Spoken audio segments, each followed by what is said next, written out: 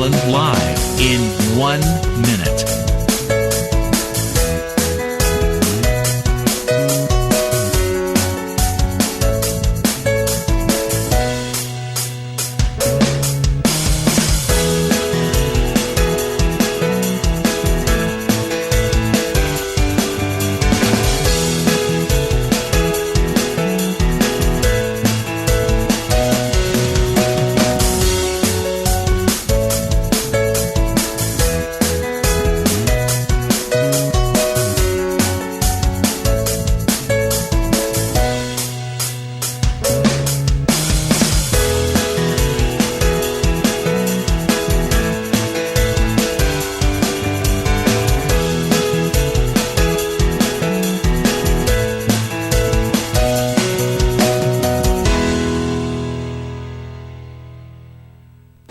Welcome to Lynn Cullen Live at pghcitypaper.com. Email your questions and comments to Lynn at pghcitypaper.com.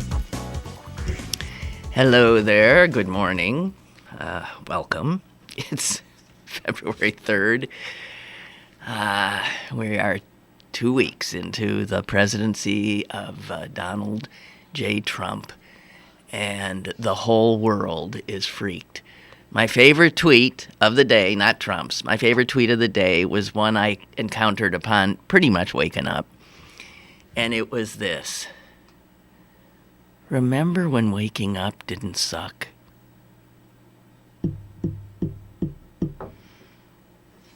And everybody understands exactly what that means. You wake up and bang, it all comes at you again. Why am I laughing? Okay, so I'm wondering if the Trump voters are paying attention. Are you guys paying attention? Remember Obamacare? That was a big thing, right? That was the thing you wanted done, out, finished. And they told you, we're gonna repeal it. Day one, it's gone. Well, it's day 14. It's not only not gone. The Republicans are now saying things like, well, we're not going to replace it exactly. We're not going to repeal it. We're, here's one. Senator Lamar Alexander of Tennessee. It's more accurate to say, Senator Alexander says, that we will repair Obamacare. They didn't get elected to repair Obamacare. They got elected to get rid of it.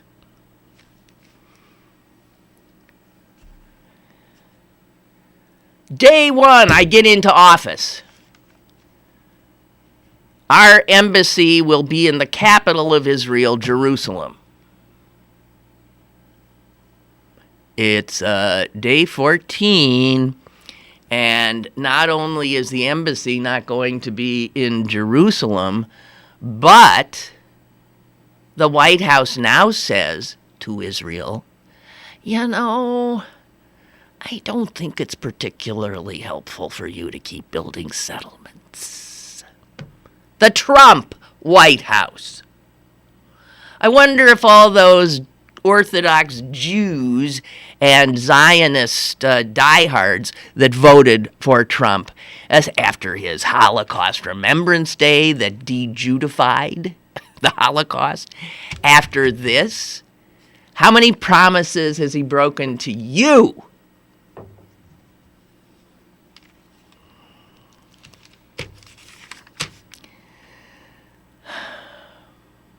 Well, at least we have Kellyanne Conway. Apparently she was on MSNBC yesterday with Chris Matthews. And she was defending the Muslim ban, the travel ban, the Seven Nations ban. And she was trying to explain how you just can't let people from these countries in. And she said, I'm looking for her exact words. Dang it. Where are they? Her exact words, and I can't find them. But she said, why, just look at the Bowling Green massacre. And I read that and I thought, Bowling Green massacre? I mean, if something was a massacre, wouldn't I remember it? Even in the United States, where a massacre happens every other week, wouldn't I remember the Bowling Green massacre? According to Kellyanne, perpetuated by 2 Iraqis who'd come into the country and massacred a whole bunch of people, I guess, in Bowling Green. And then she said, this is a direct quote, most people don't know about it because it didn't get covered. Oh, yeah, I suppose if there were a massacre in the United States, it wouldn't get covered. No. I mean, if it was just 1 or 2 or 3 people, granted, it might not be covered because that's nothing in this country. But a massacre, yeah, I think a massacre would be covered. So Kellyanne Conway of the Alternative Facts created an entire massacre to buttress the White House's Muslim ban. Well, I mean, Kellyanne, here's the thing. The reason most people don't know the Bowling Green massacre is not because it wasn't covered, because it didn't happen, because you made it up. There has never been a terrorist attack in Bowling Green, Kentucky, carried out by Iraqi refugees or anybody for that matter. It only happened in her head.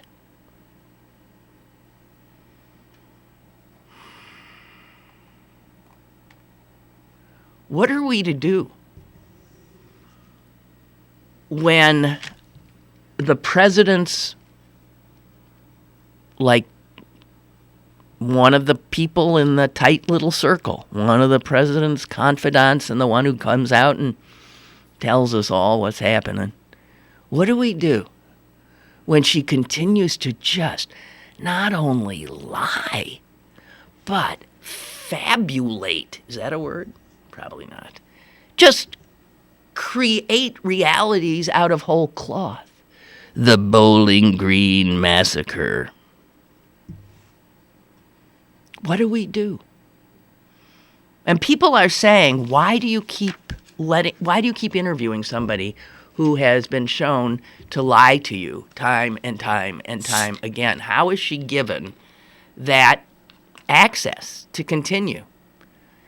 And while I'm on that subject, why the hell are they covering live every press conference every press briefing from the White House? That was never done. They didn't stop their usual coverage to show us Josh Earnest taking questions from media. Well, they're covering. And what that allows, because Sean Spicer, the press secretary, lies all the time too. So CNN, as far as I know, Fox, MSNBC, they're carrying his propaganda, his bullshit, his lies live every day. Now, we know media aided and abetted the Trump campaign by giving him constant free access to their airwaves. And they're doing it again now that he's in the White House.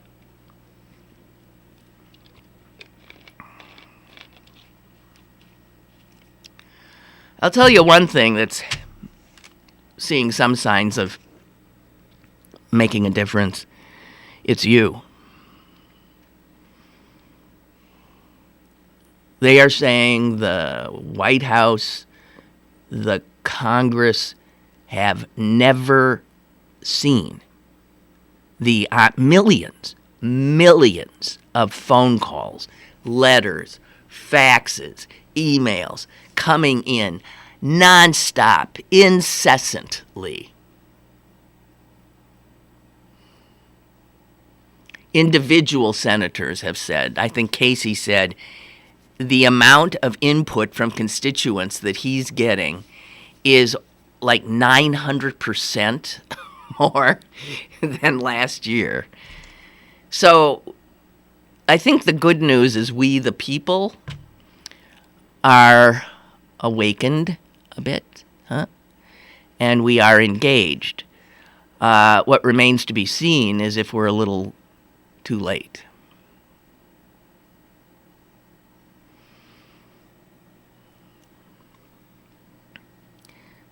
You saw that the chief executive of Uber has resigned, essentially, from the president's economic advisors council.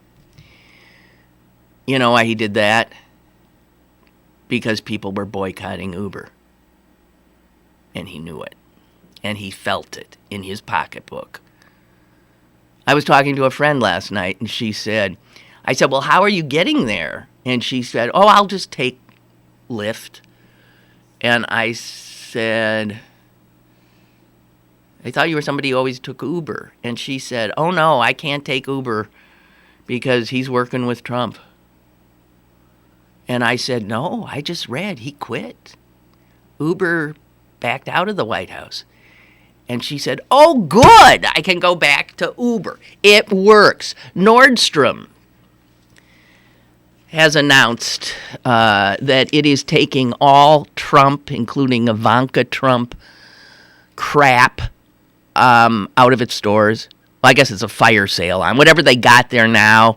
You can get it good and cheap. They want to get rid of it, and they are not covering it. Do you think they're doing that? And they said they're doing it because sales were sluggish of Ivanka's stuff. That's not why they're doing it. They're doing it, again, because there was a concerted boycott of Nordstrom until they got rid of Ivanka's stuff, and now they have. So we maybe didn't prevail at the ballot box, but apparently we can have a lot of impact at the cash register.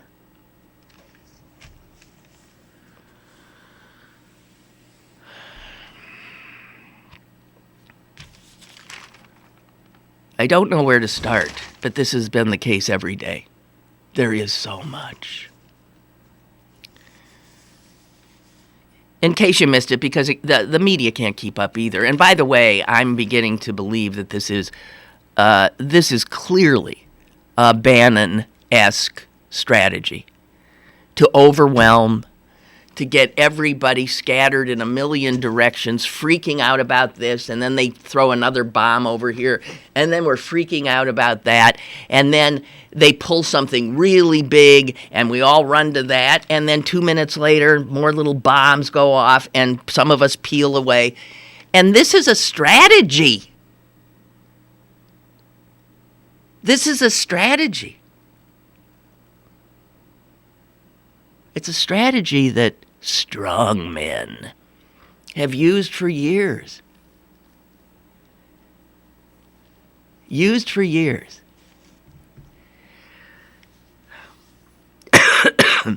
So, yesterday, the Republicans in the Congress, the traitors, got busy making America great again for corporations, because we know how tough it's been for corporations. Man, I'll tell you, that 1%, they've really taken it on the chin, haven't they? Man, God.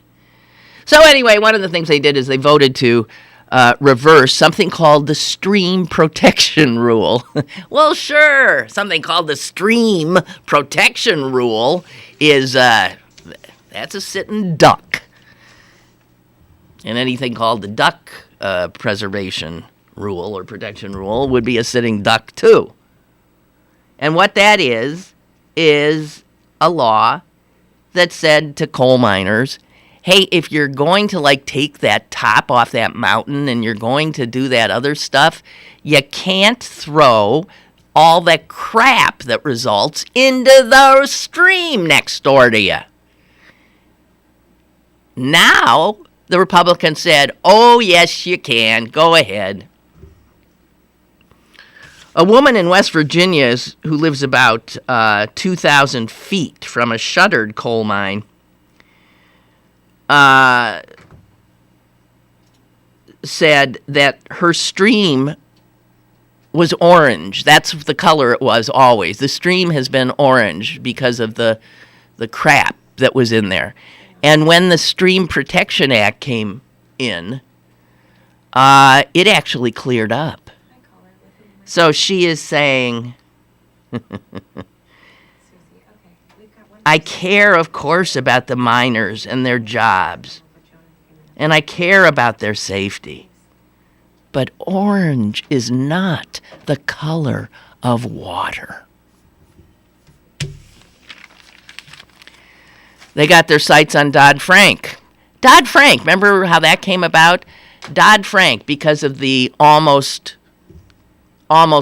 depression that unfettered Wall Street and banking interests brought us to, absolutely bankrupting and making homeless tens of thousands of American people. And so we came in and we put regulations on them so they couldn't do that again. That was Dodd-Frank. They're about to take it down. So we're going to go right back.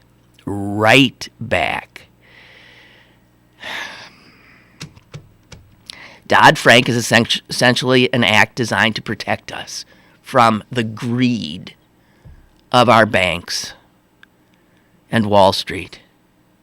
And remember, these were the guys who were going to protect us and drain the swamp. It's unbelievable. Joe, you there? Joe, hello? Hello. Hi. Hello. Hi. You were talking about fake news. I don't know if you saw this or not or read it. This technology was out there for like film studios, which costs millions of dollars to do, where they could take your expressions and your movements of your lips and put audio to it. Well, now it's out there that there'll be apps that you can do this. So what you're going to have is more fake news of like you might have some candidate running, and they'll put the audio to it, saying something, and these people believe anything nowadays. There'll be some candidate saying some outrageous thing, and you'll think it's for real because the words are coming out. You know, we're watching it right on a video. It's pretty depressing. Yeah. I ain't I don't know argue. if you heard that or not. You know what? I have to admit, I was reading an email. What exactly? Say it again. Forgive me. Say it again. Oh, that's okay.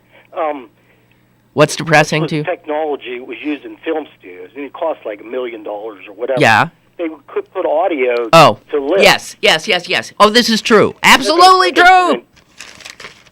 So there can be like that's out there with right. audio that's not even their audio. Yeah. Oh God. We are. I mean, could you imagine? I mean, no, they that's believe scary. the bullshit on there now. You see something, you see it with your eyes, you hear it, you're going to believe it. That's true. And what do we come to? Well, I mean, Hollywood can make animals talk, and so why can't they put words in people's mouths that and they said never you could said? get this app on your smartphone. Oh, wonderful. So, all right, we're just screwed. We're just screwed. Yep. I didn't want to depress you anymore. Well, it's not possible.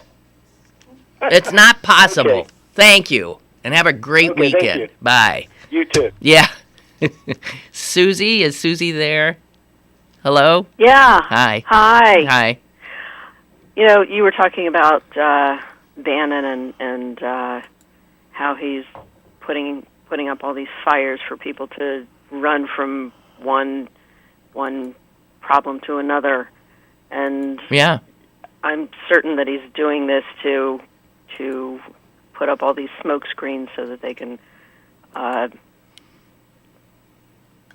cause all this other legislation to happen underneath that we're not seeing, like the latest to change the gun laws so that just about anybody can get a gun now. Oh, did you see that? Yeah, that's another one they did yesterday. Yeah. They repealed the law that was enacted that, kept mentally ill people from buying a gun? Right. Oh, yeah. Well, thank you. That sure makes me safer immediately. Yes. So now if you're a schizophrenic, you can get a gun you know what I'm thinking? as easily as anybody else. Anyone who would vote for that is mentally ill. So my guess is the Republicans, being mentally ill, it's the only way I can figure out whatever it is they're doing. I agree. Did that so that they can make sure that they can buy their guns. They're concerned about themselves because they're all friggin' nuts. Yeah, so the mentally ill guy who shot up WPIC a few years ago in the lobby. Yeah, he could go get another one. Yeah. He could go get another one now. Uh-huh. I know. God help us. Sure. Yeah. Okay. Well, we're screwed. So they're building all these fires so that we don't see the other things that they're doing underneath. That's right. Somebody's little smoke screens. That's right. I've got some woman who is a professor of history at NYU, whose latest book is about Italian fascism. Absolutely sees that the beginnings of essentially a fascistic kind of coup d'etat going on. And to read her thing is to never sleep again. Okay? Right. Just saying. Okay, guys, keep your eyes open. Yeah. And I think go buy a gun. Okay. Bye, Susie. Thanks. Bye. Bye. Okay, so this woman does say that, and I've seen other people explain this. Bannon is into doing what's called a shock event. And this is, again, it's a tactic. The Muslim ban, in all its crudity, was a crudeness. I think crudité is something you eat.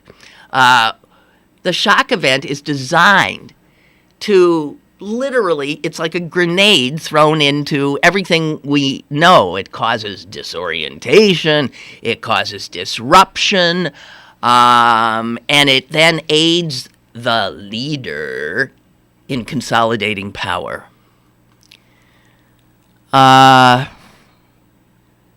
This is why there is such a rapid fire of these executive orders and such a essential, pardon the expression, blitzkrieg of horror raining down on us every 2 seconds.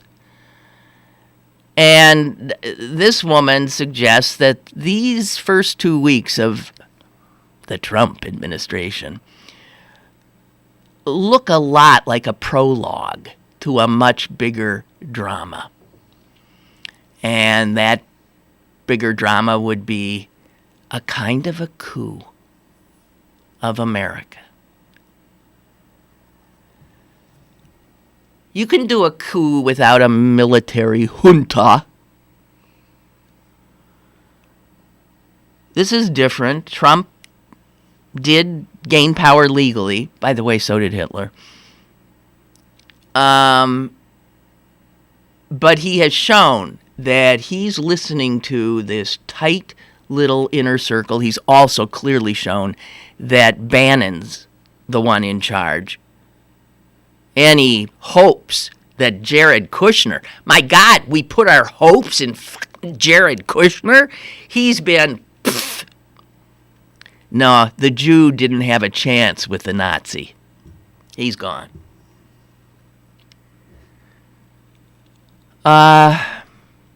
Bannon this is what he studied.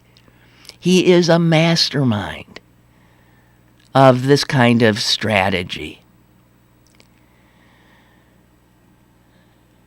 Besiege the enemy until nothing makes any sense. Give them no time to absorb or recover from attacks. Bang, bang, bang. It's a time-tested strategy in the history of authoritarian takeovers. And now we're living in it. This kind of strategy is particularly useful in a case where the leader is vulnerable because of possible criminal activity, investigations, blackmail, Vladimir Putin. And stop and think about it. Because we're all running here, there, and there. If you think Gorsuch is the fight to fight right now, you're nuts. Of all the things, all the bombs that have been thrown, look around. We got to learn how to do triage. Gorsuch is going through. Keep your eye on the prize. Do you see anybody talking about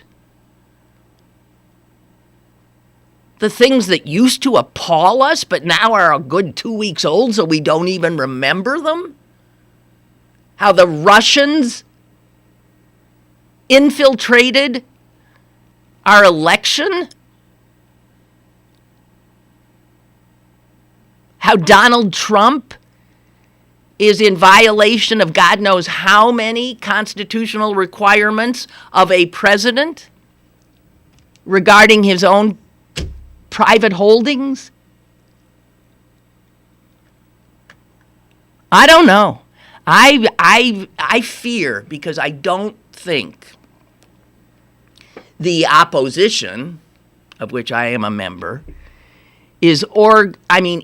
knows how to. I don't know. I mean, we're all doing what we do, but they're playing us. Trump and Bannon are in power. Trump did something that no president, as far as I know, has ever done. He filed his papers for his 2020 candidacy the day he was inaugurated. They intend to be in for the long haul. We have got to get really smarter about battling them. And that brings us to these fools at Berkeley. You know, the anarchists, I hate them. I've always hated them. The guys with the bandanas or the stupid Guy Fawkes mask. Those people, they're nothing but trouble. Nothing but trouble. They're troubled us. They are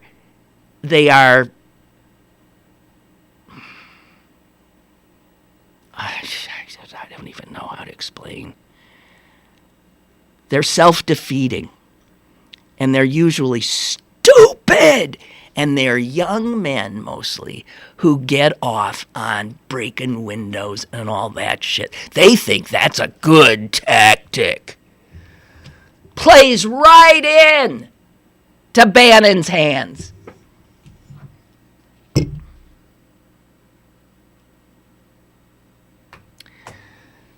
As I said yesterday, ironic, because Berkeley was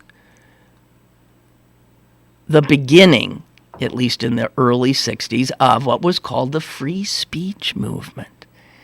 The students then were arguing that speech, people need to talk, people need to speak. By the way, the free speech movement folks from Berkeley who were in at the beginning are denouncing the mob and the violence at Berkeley and saying it is antithetical to everything they were about. It doesn't matter when people start shutting down speech. I don't care if they're coming from the right or the left. It's the same to me. There's a lot of people who, by their nature, want to control what is deemed acceptable speech. And that is antithetical to our First Amendment. What is so hard to understand about that? This Yiannopoulos fool must have been thrilled to see those fires burning. Plays right into their hands. Save us from the people who think they're helping us. Please save us. Okay, Henry writes, Lynn, I'm pretty sure each day this week in the first 10 minutes of the show you have said, I don't know where to begin. It's true. I actually today started writing on a notepad, okay, there's this, there's that, there's this, there's that, there's that, there's this, there's that, and trying to do triage exactly. What do we absolutely need to talk about? What? Well, I think that's Henry. That's the new normal. And back to Henry here. He says the changes are coming so fast, and the media can't keep up. I personally, he says, can't keep up. Inarguably, my quality of life has suffered these past 2 weeks. My productivity has gone down. I avoid my Trump-voting neighbors and seek the sympathy of my liberal friends. I am disoriented. My life is disrupted. And the effects of alcohol are only temporary. Yeah, I was out last night, and the guy came to my table. He said, do you want a drink? I said, are you kidding me? And he looked at me a little shocked, and I said, Trump. And he, oh, yeah, right, okay, I'll go get you a drink. Anyone checked on, are the bars doing bigger business? State stores seeing a run on, oh dear. Okay. I don't even know, and I haven't even gotten into this Johnson amendment. Good God in heaven. They are upending things that were created by Republican administration. The Johnson Amendment was signed into law by Dwight David Eisenhower. It was passed into law by a Republican-controlled Congress. It was not considered in any way controversial to tell churches, any nonprofit, anybody who was lucky enough to be deemed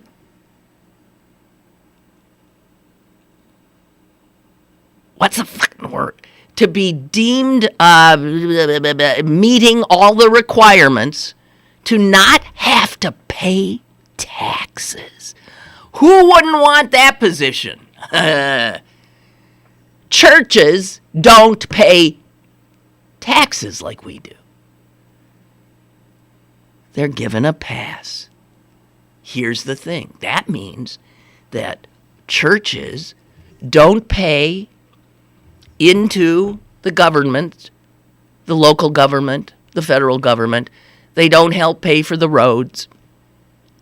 If they have a fire, they didn't pay for the fire department to come and help them. They don't pay for the cops. Those are all taxpayer funded. You and I are paying for them. So the sense of the Johnson Amendment, and Republicans in the 50s totally agreed with it, is that if we're giving you this wondrous status of being tax exempt, then that means the taxpayers, the guys who aren't tax exempt, are paying the bill for you. And there's no way that the taxpayers paying the bill should be paying for partisan political activity. And hence, if you want to be, instead of a pastor, you want to be essentially a partisan politician, then if you do it from your pulpit, it ain't kosher. They're going to redo that. That's what they say. So my tax dollars will go to underwriting all of these lunatic right-wing pastors to continue the onslaught of right-wing propaganda. Wow. Everywhere you turn.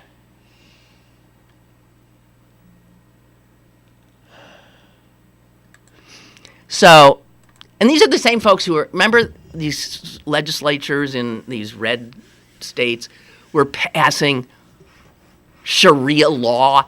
And we are on record as saying that Sharia law will never be implemented in Fargo.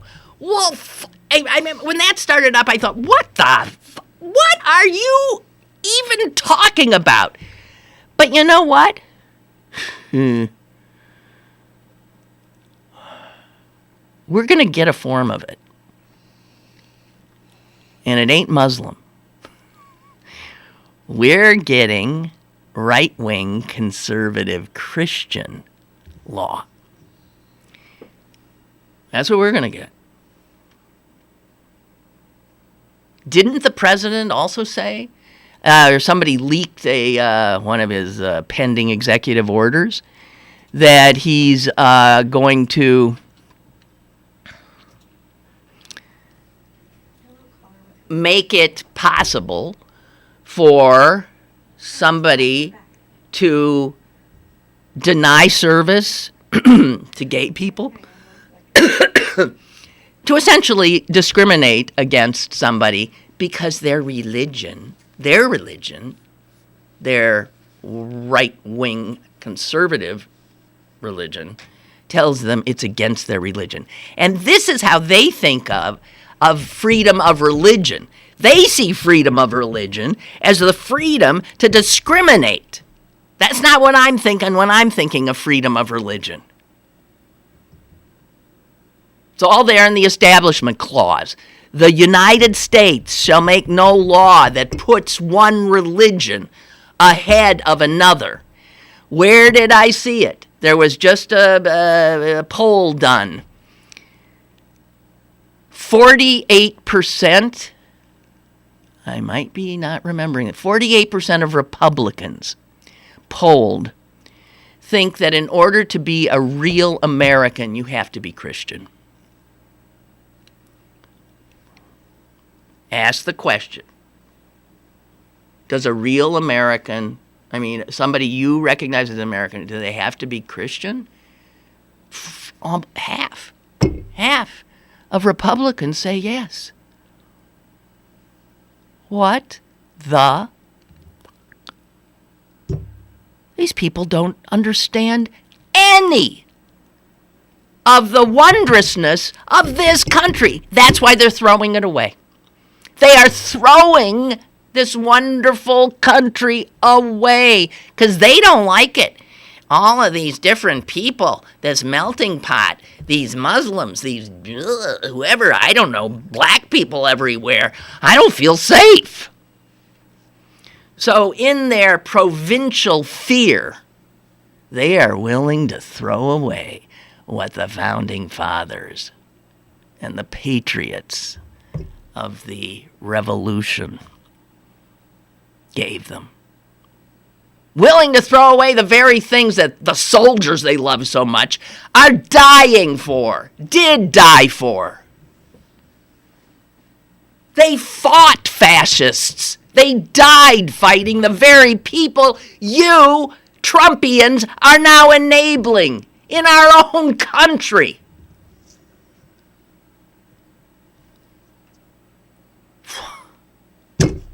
Joe, are you on the line? Joe? Hi, Hi. Hi. This is your union buddy, that has to work with all these Trump idiot people. It's just very annoying.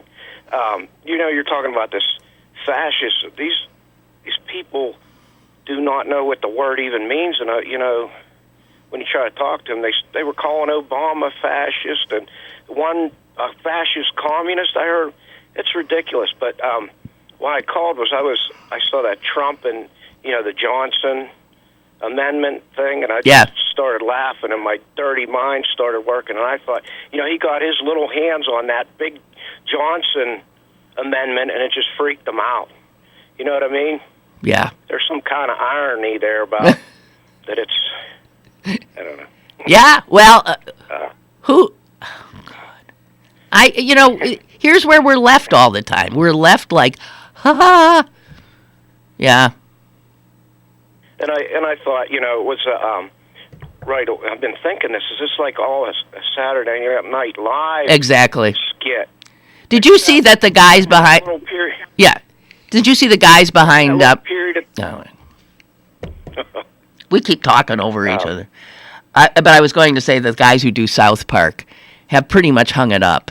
They said, Trey Parker said, we can't do satire when the reality is funnier, more outrageous than anything we would come up with.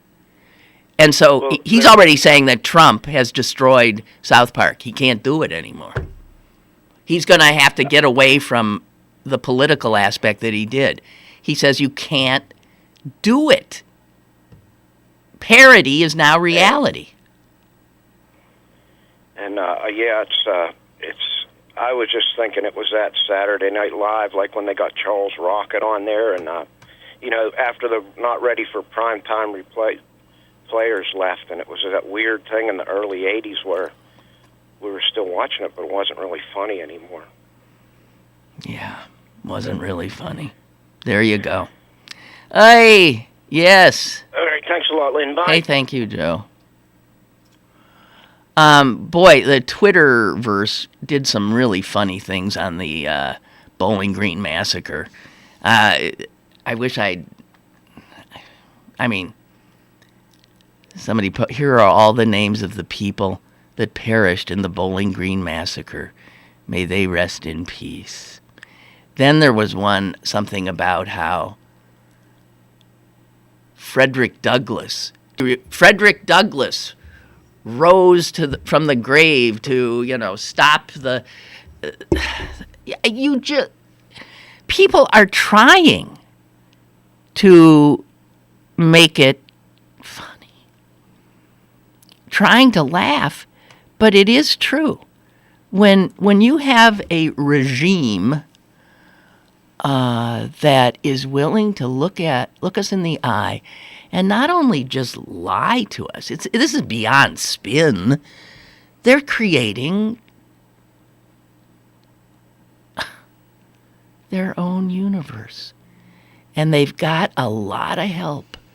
They've got all of AM radio talk. They have Fox News. They have the internet.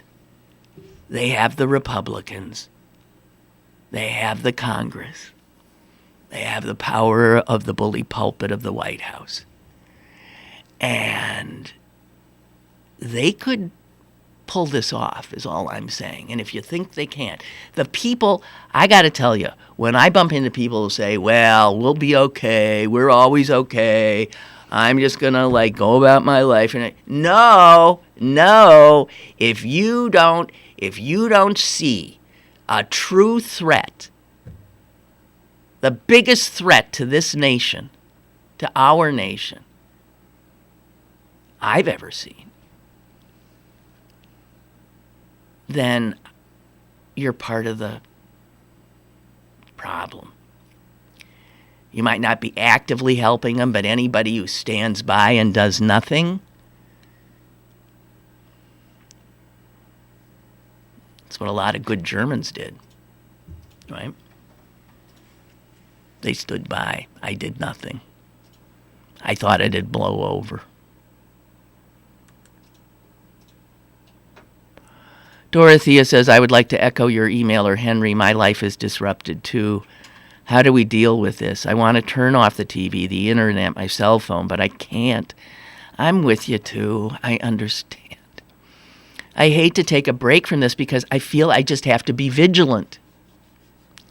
You know, though, there's a lot, Dorothea. Here's the thing, what you got to remember. You can take a day off because other people will keep vigilant and you can catch up. Although it ain't easy with this crowd. But yeah, you got to take care of yourself, too. I feel I must keep a close eye on this illegitimate president. That's my job now. I write and I call my representatives. It consumes me. I do, however, find that a visit to the church helps and time with the grandchildren helps. Yes. I'm traveling tomorrow to help a friend pick up a puppy. And I'm thinking, oh, yeah, I get to wake up tomorrow and drive to get a puppy. You have to be kind to yourself and look at the beauty that's still around us and the joy. Yeah, your church, your grandchildren, whatever helps you, you gotta take care of yourself, Dorothea. You're not an army of one. There's a whole bunch of us, and we'll pick up the slack when you're taking a break. Gigi says, I saw the Chris Matthews interview with Kellyanne Conway, and it was truly disheartening. Matthews was doing a town hall at American University and played the taped interview for the college audience. Students then asked questions, and Matthews was tougher on a student questioner than he was on Conway. All I could think of was he doesn't want to end up banned from interviewing Trump administration members, so he played nice. Sad. I don't know. Something's happening over at NBC, and I'm starting to...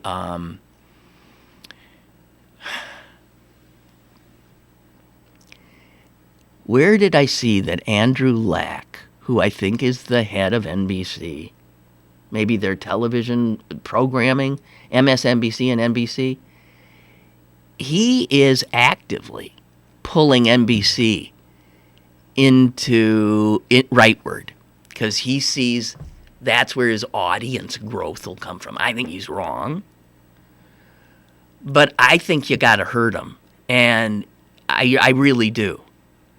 And another disheartening thing I saw, somebody emailed me and said Tom Hartman, who I have spoken to many times, Tom Hartman, who is a liberal talk show host, who ended up in the same situation I did because talk radio said, we don't want people who think like you. We only want conservatives.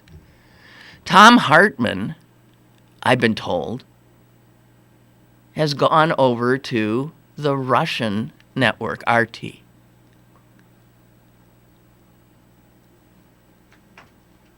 What the fuck? Jesus. Like Schultz, like Ed Schultz.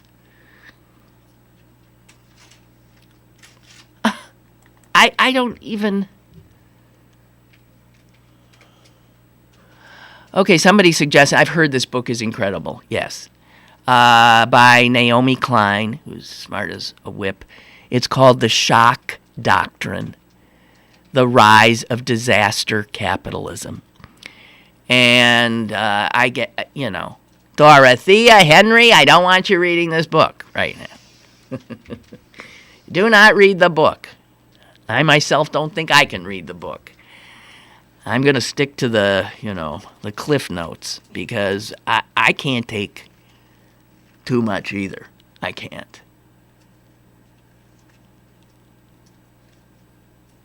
This is from Josh. Hi, Lynn, I agree.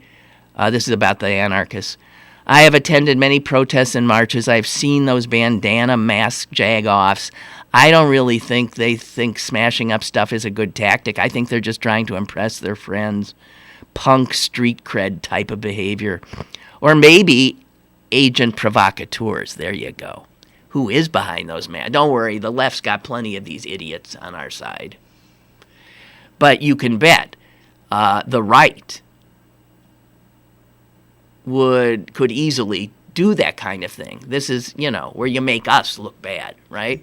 So who knows who's behind the masks? Either way, it just helps the opposition, discredits legitimate dissent.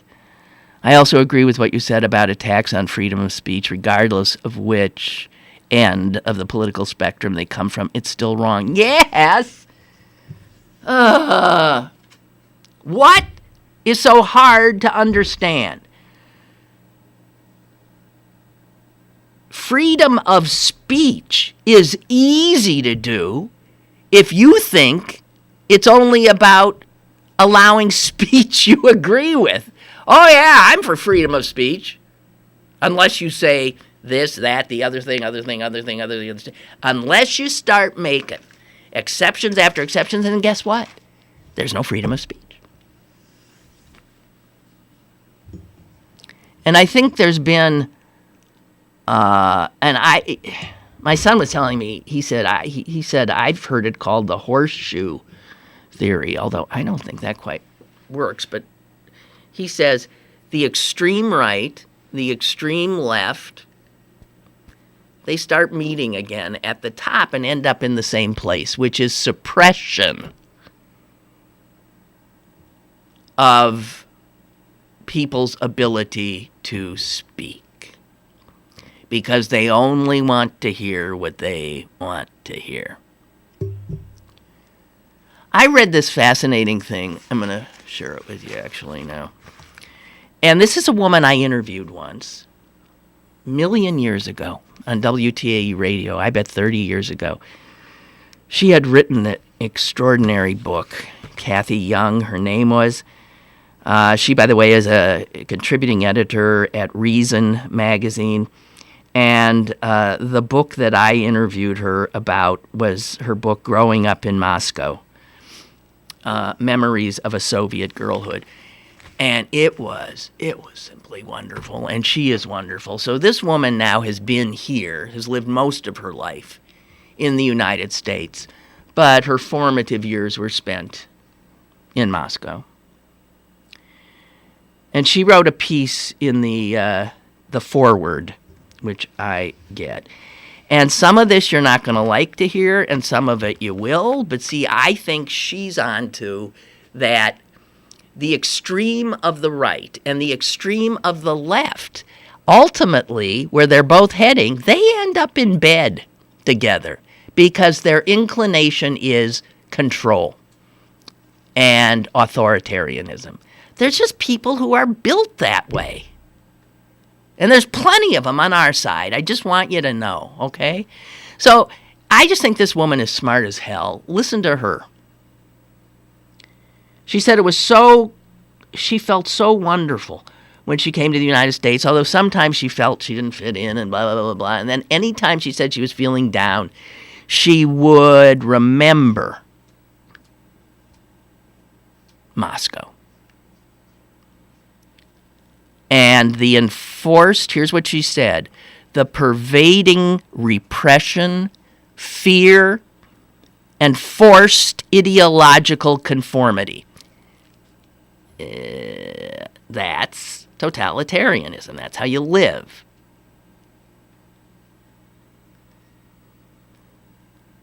She said it's strongman worship, it's pseudo-patriotism, and it's corrosive cynicism. That's how she remembers Russia. It's where we're heading. And then she goes on to say this. She said, I don't think Trump is exactly the Manchurian candidate. Still, she said, my God, the parallels between Trump and Putin and Trumpism and Putinism are very real and very troubling.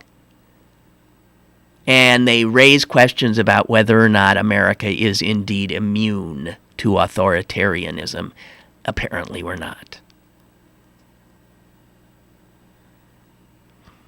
She says of There's this crude macho bluster that Putin does, that Trump does too, that his acolytes see as manly. Reptile brains, reptile brains.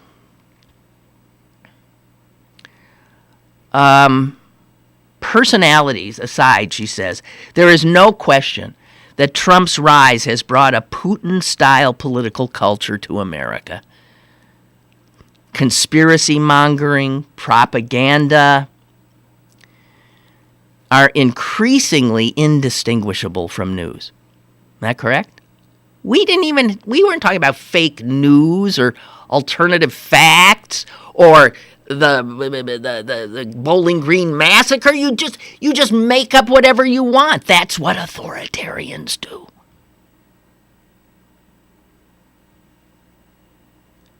And clearly, much of Trump's base and most of the Republicans gravitate and have for a long time to this conspiracy peddling crap. And the fact that these are linked, these same people who are doing this to us have links, we know, to Putin, to the Kremlin. Brazen lying, bullying. Those are strengths to these folks. Anyone who dissents, the enemy, the opposition. And here's something I found fascinating, where she says, here's where the Russians and we are alike and vulnerable in the same way. Like Putinism, Trumpism appeals to a sense of grievance and of humiliation. Think of the Soviet Union. It was a mighty behemoth, and now it's Russia. Putin has based his rise and his power on telling the Russian people, we have been humiliated. We are aggrieved. Everyone is against us, and only I. That's what he's done. So he peddled that to the Soviet Union, and man, they lapped it up. It's a dark vision, but it's a promise to reclaim greatness again. Excuse me, is that not Trump's inaugural address?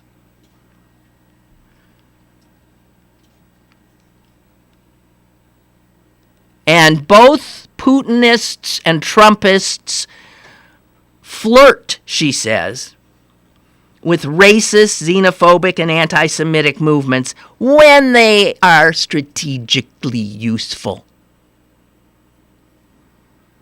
Trump's America,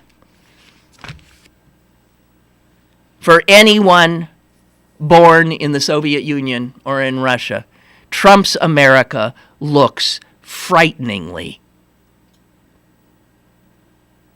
like something they've seen before. Now that is unsettling, but she then, this is the woman who has lived on both sides. She then goes after the left. And she says, I also see this.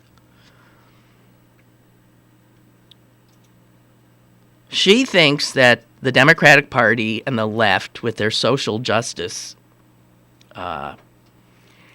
has taken on distinctly totalitarian overtones. And I've ranted about this too. Unlike communism, modern political correctness focuses on a wide range of identities rather than one class. But it too seeks a utopia of radical equality, in which every trace of possible disadvantage is eliminated. Even the risk of irritation at an innocent comment insensitive to one's identity. And the atmosphere of enforced orthodoxy can be very similar. People are punished for deviation. They are ostracized. They are shamed. Their careers can be ruined.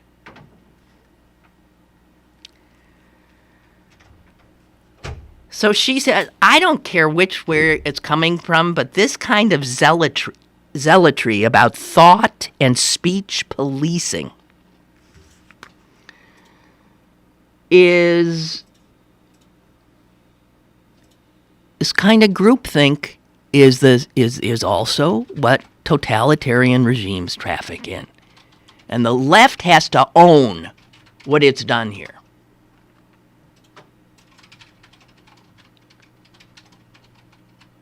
She says that she sees this atmosphere of groupthink and scrutiny for transgressors has been spreading in literary circles, in artistic circles, in geek culture, and other communities espousing progressive values.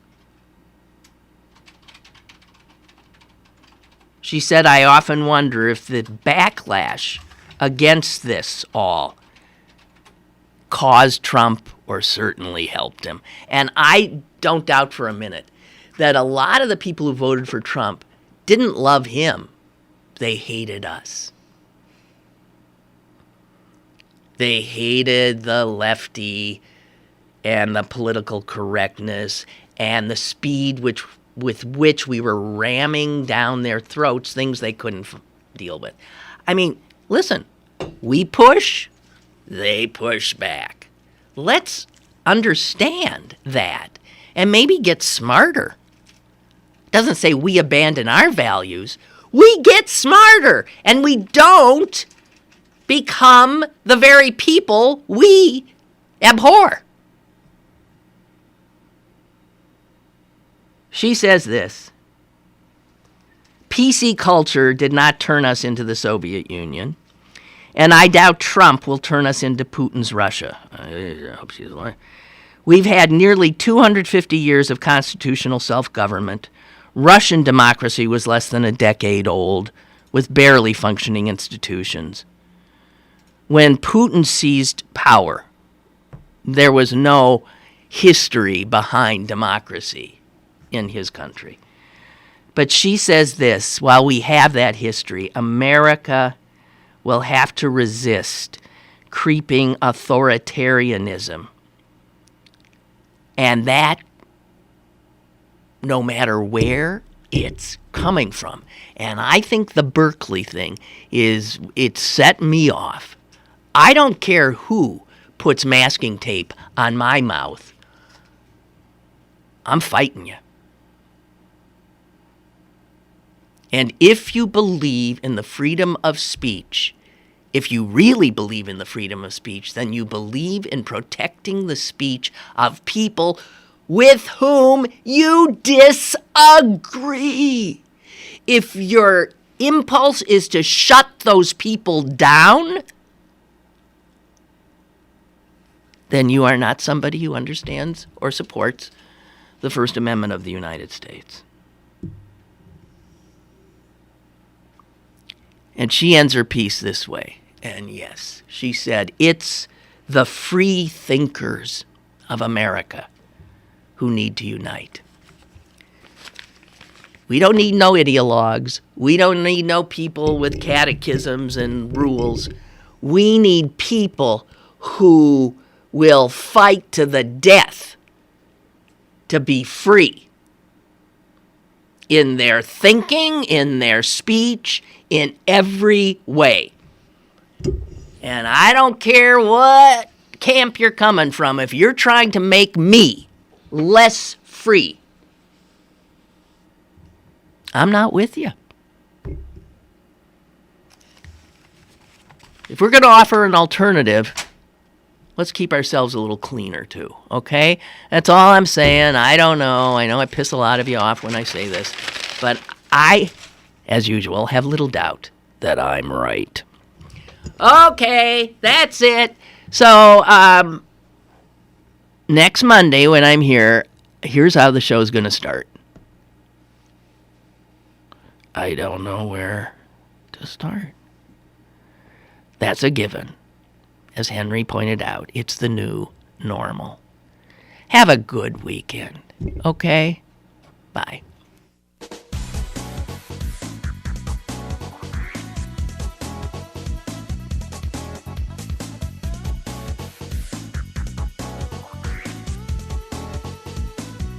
Lynn Cullen Live, Monday through Friday from 10 a.m. to 11 a.m. and archived at pghcitypaper.com. The opinions expressed on Lynn Cullen Live are those of the host and do not necessarily reflect the viewpoints of Pittsburgh City Paper, Steel City Media, and its advertisers.